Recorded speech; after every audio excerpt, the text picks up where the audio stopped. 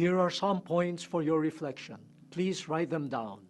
The first question is, what are the situations and influences that weaken my relationship with God? Anong mga sitwasyon at impluensya ang nagpapahina ng aking ugnayan sa Diyos? The second question is, how could we deepen faith and gratitude in order to resist temptation? Paano natin mapapalalim ang pananampalataya at utang na loob sa Diyos para malabanan ang tukso?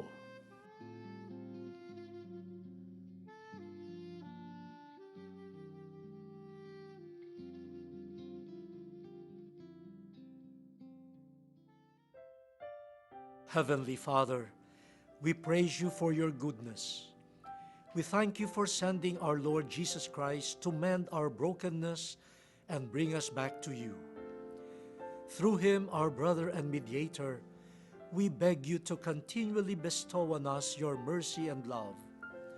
Strengthen us sinners through the outpouring of the Holy Spirit, that we may walk in your truth and be more like Jesus, the Son in whom you are well pleased.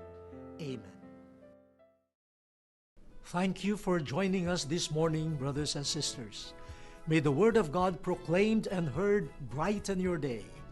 As disciples of Jesus Christ, let us emulate His life, full of love, rich in mercy, and overflowing with compassion for the poor.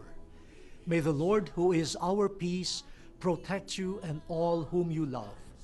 Until next Sunday, here on The Word Exposed. Jesus, ang siyang sa mundo'y tumubos, langit at lupa siya'y papurihan, araw at tala siya'y parangalan, ating pagdiwang pag-ibig ng Diyos sa tanan. Hallelujah! Halina't sumayaw, lukso sabay sigahan sa libutan. Ang ngalan niyang angking simningning ng bituin, liwanag ng Diyos sumahati. Langit at lupa siya'y papurihan, araw at tala siya'y parangalan, ating pagdiwang pag-ibig ang Diyos sa tanan. Sigaw sa lahat, galingan niya'y wagas, kayong dukha sa lahat, pag-ibig niya sa inyo ay tapat. Humayang ihayag